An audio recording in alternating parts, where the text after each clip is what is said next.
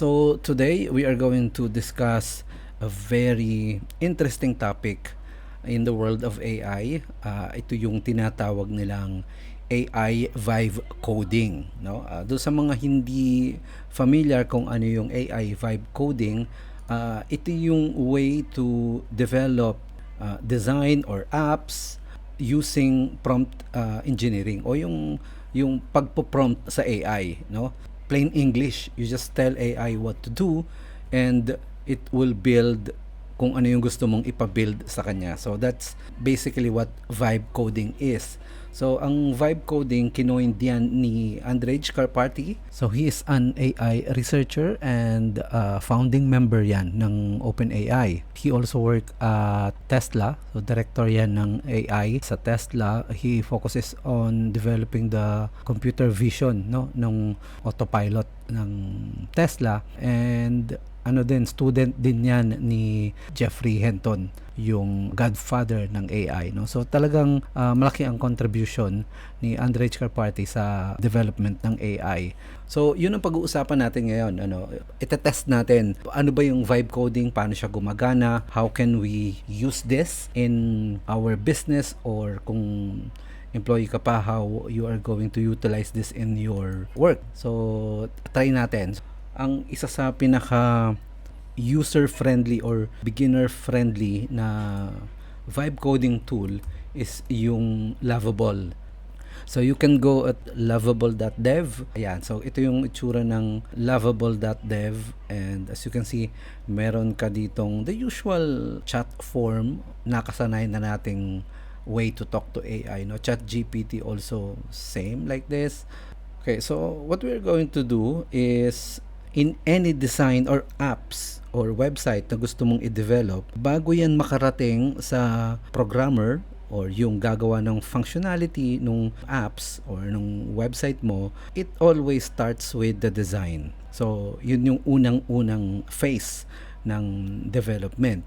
Usually, kung may malaking team, it starts with, of course, brainstorming, how's the concept of the apps, yung website, then what will be your target audience, ano yung branding. Once ma-finalize yung mga requirements na yon, it will go to the next phase, which is wireframing, how you position the elements of your app or website. And then after that, it will go to the actual design.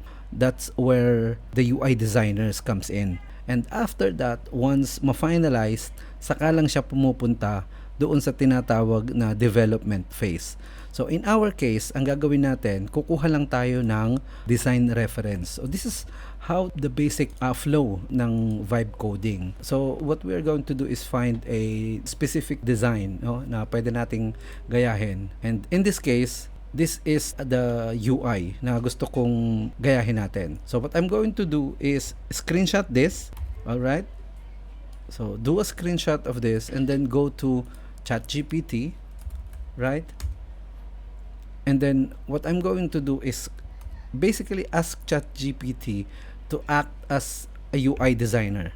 No? And then i-describe niya itong design na to. So I'm going to ask ChatGPT to act as a professional UI designer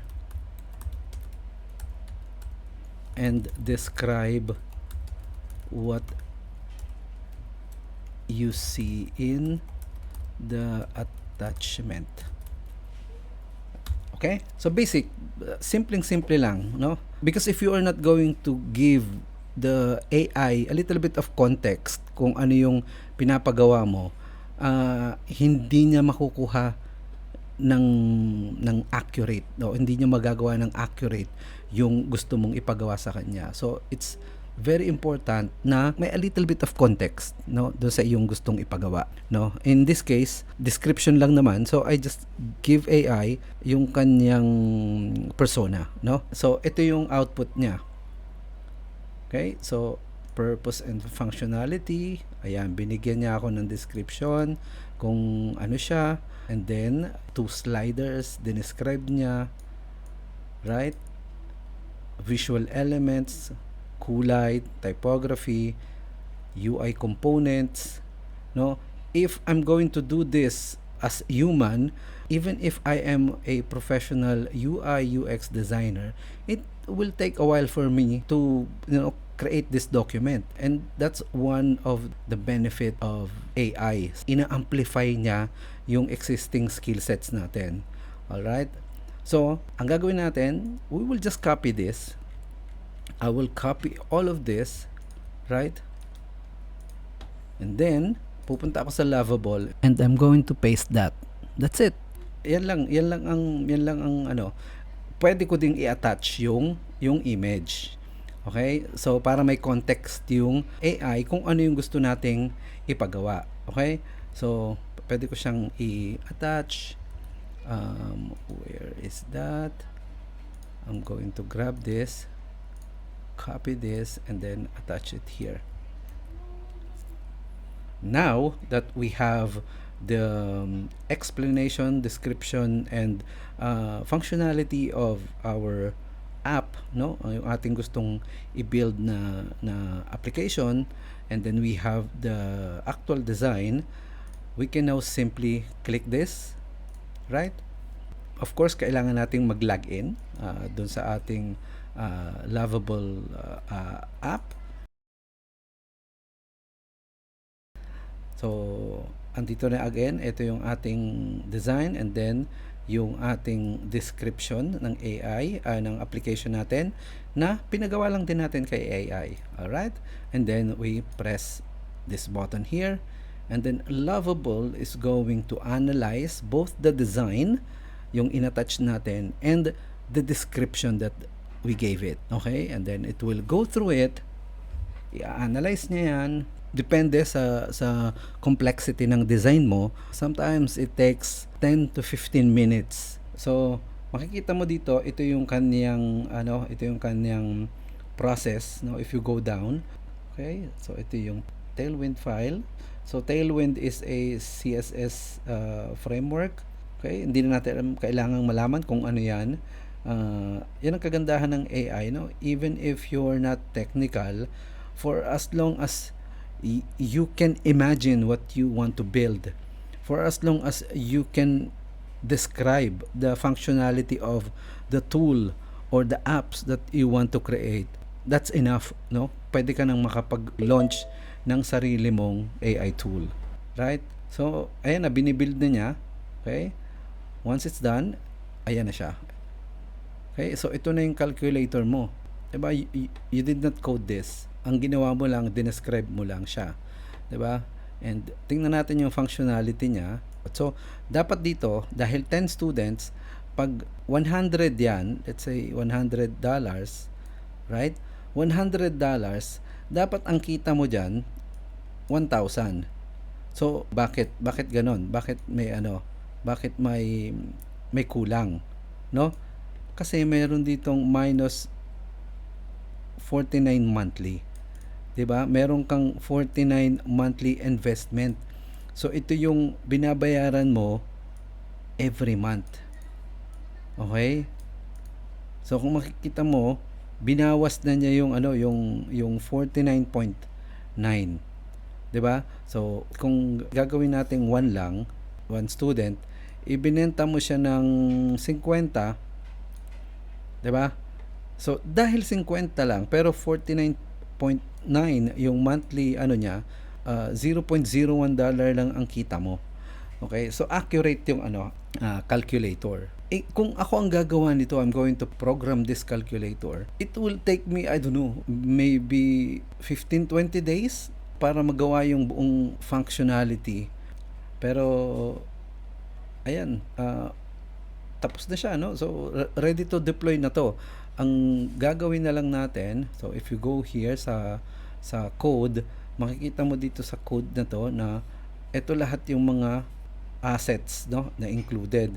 Now, pwede mo rin siyang ipa-convert into different application. For example, sabihin mo, nice, it works really well, but now I want you to convert the entire app to, kasi ang goal ko is to just embed itong app na to. I just want to embed this into a no code building platform para pwede ko siyang gamitin on different application. So for example, in Visual Builder, yeah, so Visual Builder may mga templates na dyan na ready, di ba?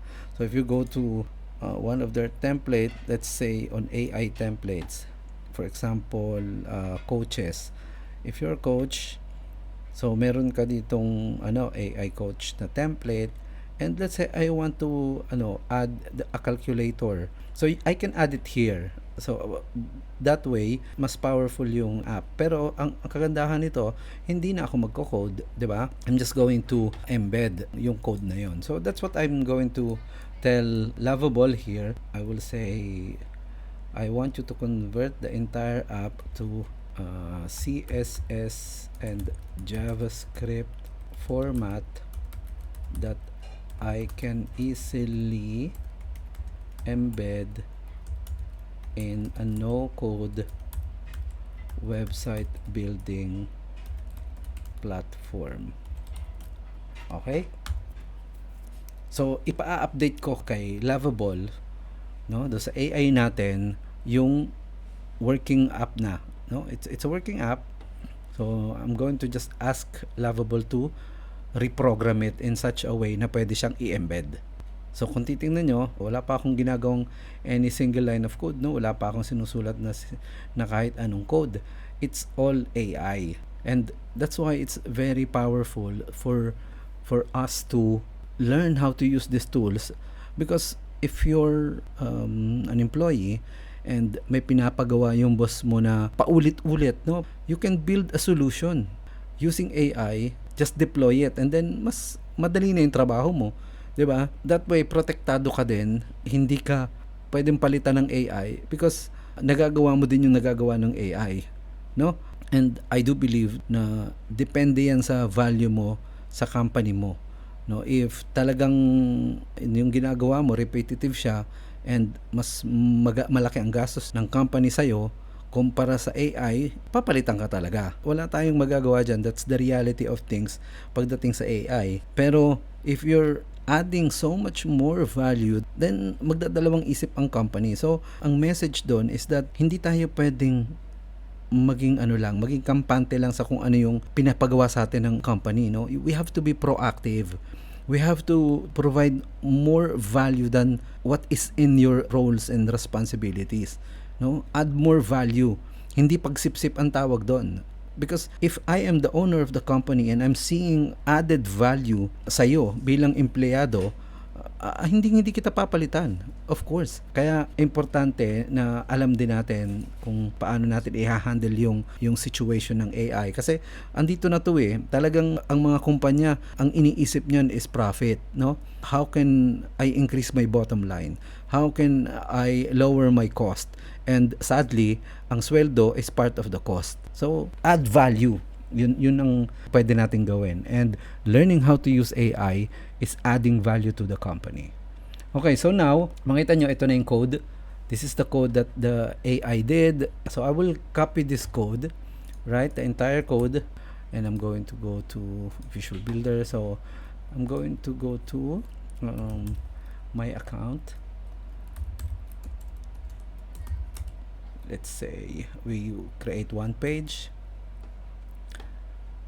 Okay, I'm going to create one page called, so blank page lang, and then I'm going to call this profit calculator. Okay, I'm going to put it on, sige, sa page lang siya. Okay, and then I'm going to embed. I'm going to hide this and hide the footer, and then what I'm going to do is get a code block. Okay, and then sa code block I'm going to paste the entire HTML and save this. Now let's preview this. So ito na siya, it works, no? Ngayon ang papalitan mo na lang dyan is yung call to action, no, kung saan pupunta to. So, and because it's embedded, you can easily find that, no? You can easily go through the code now. Kung hindi mo makita, you can ask AI, no? Kahit hindi mo na to dalhin sa Lovable, you can copy this. So, now na working na siya, no? Gumagana na siya. By the way, let me just check this out. So, ito ay ang kulay niya. Let me grab this color. Tingnan ko lang kung anong kulay niya. Okay, so that's the color. I'm going to copy that. Okay, close this. And then I'm going to go here. And then on the code block, I'm going to change this to that color para buo. Ayan. Refresh natin. Yun, oh, di ba? Very nice. So kung titingnan nyo, I have a monthly reselling profit calculator na hindi ako nag-code, hindi ako nag-program. No, I just talked to a couple of AIs. One is kay ChatGPT, wherein tinanong ko lang, pinadescribe ko lang ano siya, i-describe mo sa akin, and then I put it in Lovable. I just literally copy paste kung ano yung ginawa ni ChatGPT, and then voila, I have a calculator, right? Ang mga application nito is sobrang dami, no? Ang dami mong pwedeng paggamitan. For as long as you can imagine a solution to a problem, then you can easily develop an app. And this app alone, ito, simpleng app na to, you can sell this as a solution to companies, right? Kasi ang daming nangangailangan ng ganito no? Calculator for agency, consultants. The only thing is you have to have a landing page, no? Pag-click nito. Ang punta nito usually is sa registration, no? Ang paggagamitan ko kasi nito is doon sa isang project na ginagawa ko sa Singapore called Sales Verge. So it's a solution sa mga sales agents, pero dapat makita nila yung kikitain nila. And ang gagawin namin doon is profit calculator siya, no? So papalitan ko lang to ng text, and dahil nga yun na code na siya, if you go here, diba? Ito, gusto mong palitan to. Then, go here, and then, ayun, so ito siya, you resell, ayan, calculator, diba? So, pwede mong sabihin na monthly profit na lang. Save mo siya, just to update. So, tinanggal natin yung reselling, profit lang, refresh, and then that's it. Diba? The functionality of the app remains the same, diba? Pag click nila nito, it will go to registration, no? Sample. So kunyari, because I have a website, so meron akong website na may community, right? So the AI community, pagpasok mo sa AI community ko, it's free, pero kailangan nila mag-register.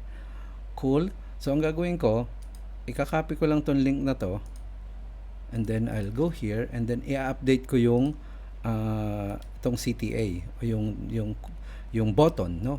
So hanapin mo lang yon kung nasaan yung call to action na yon. Usually makikita mo naman nakalagay claim your, 'di ba? Tapos yung presyo.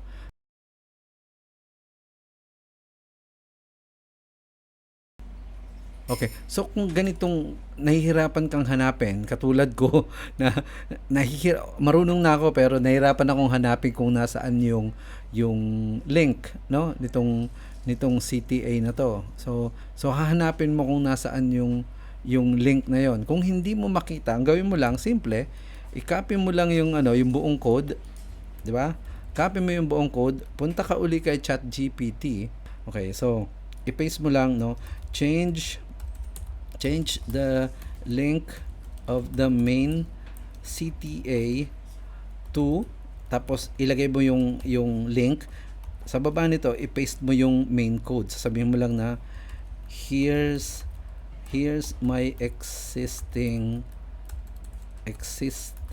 codes. Okay? Yes, sa baba. So ito, dito mo ilagay yung link. So ang link na gusto kong puntahan niya is this. So ikakopy ko lang to. Okay, and then I'm going to ask ChatGPT to use this as the link. And here's my existing code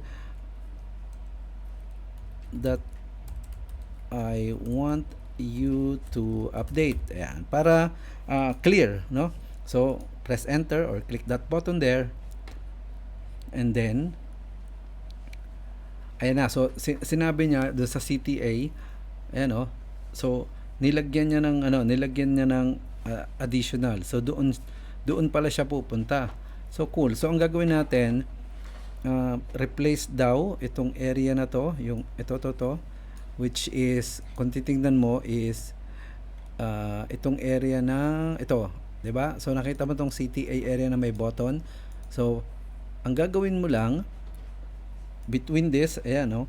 Ika-copy mo daw, i-replace mo daw nito. So, simply copy this, and then go back, and then, itong area na to, ayan, delete mo siya, and then, i-paste mo lang dito yung binigay sa'yo ni ChatGPT.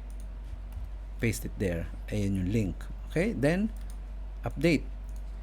Ang kagandahan sa Visual Builder, once you exit, it automatically saved yung code. Pero the actual page, kailangan mong i-save. So, click save here.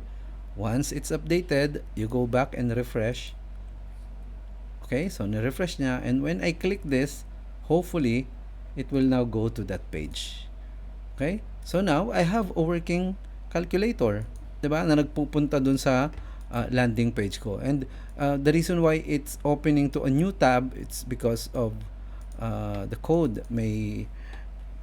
Pwede mong palitan yon. So if you go here sa page na to, ayan, so makikita mo dito yung link niya, ang target is blank. So you just remove this, itong target na to, or sabihin mo lang self.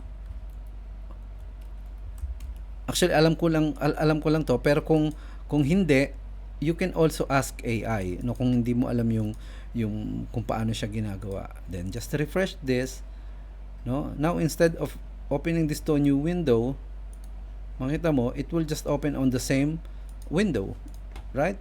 And when I go back, that's the same thing. So ngayon, ang gagawin ko na lang, i-rebrand ko yung calculator to the color of my brand, and meron na akong calculator, profit calculator. Diba? Napakadali na mag-program sa mundo ng AI. So hopefully you learn something today, and meron kaming gagawing bootcamp. We are going to invite you to join. Marami kayong matututunan, very, very practical na pwede ninyong gamitin both on your work or even set up your own business. Alright? So scan nyo lang yung QR code, ayan, yung nasa screen ninyo, and magkita-kita tayo sa ating no-code web design bootcamp.